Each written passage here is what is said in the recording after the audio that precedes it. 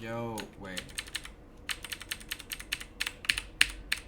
Okay, yo, in this video, I'm going over a new entry model I've been using. I backtested it a lot today. I used it and I made $200 in evals. It's just a winning day, 6R.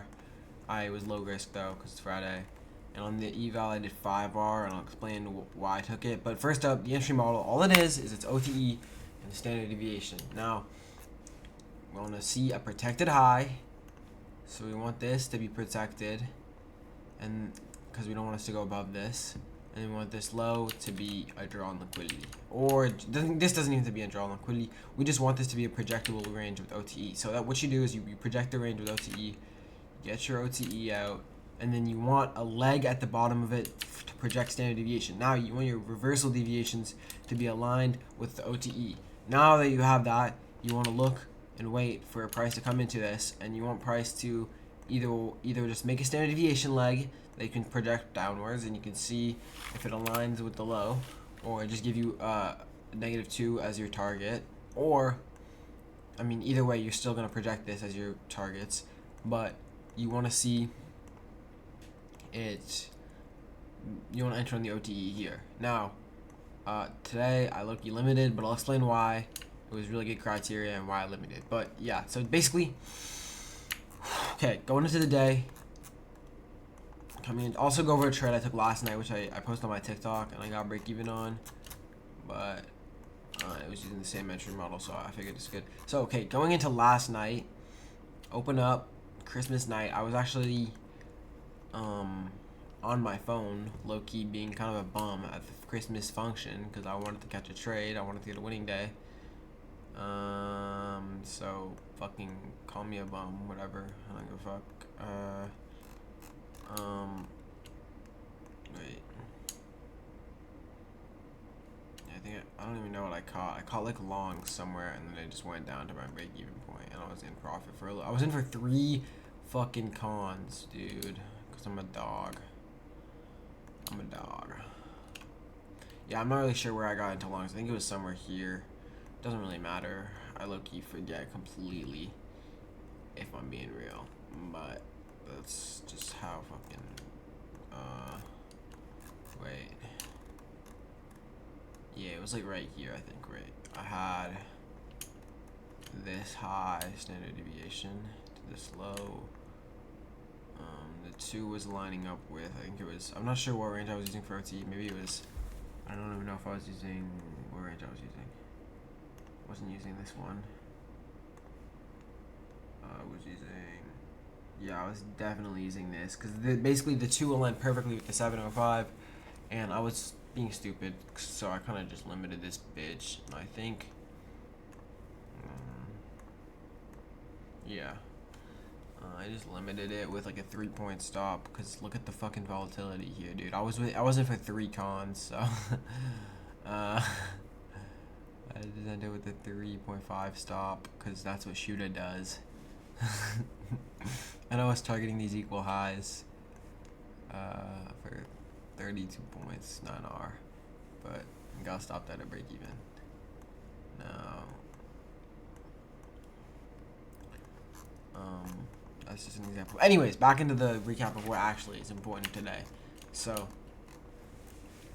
basically, your boy came in. We see this shit is fucking obvious accumulation, right? Obvious accumulation, accumulating downwards, and then we sweep out these highs. Now, the reason you know that this is protected is because we came into an important price level, being this deviation. Now, this is an important deviation because it's the London deviation, the accumulation lows, right? Now, another important deviation for this would be here, which we rejected off of it, and you can see it held. So, our draw on liquidity would have been these London lows. These are what I was ideally trying to take, but literally, I was being kind of stupid, and it was last night, Christmas night. I was out with my family. It was Loki stayed up very late, so I slept into like 10, yeah, 10, something like that shit. And so I got on the charts, and I like, yeah, I don't want to make excuses or nothing, but I got on the charts pretty late. Oh, it was also, yeah, past 10 when it was like literally 10:02. So not much an opportunity there. We took out this low. We took out the London lows. We had a bit of a retracement upwards. Right, and so I was like, okay, I want to take shorts, and this high is a protected high. This is our manipulation high for the day, high of days in. So now that I saw high of days in, I'm not going to try to look for like longs or nothing like that, because we're likely not going to create a new high of day.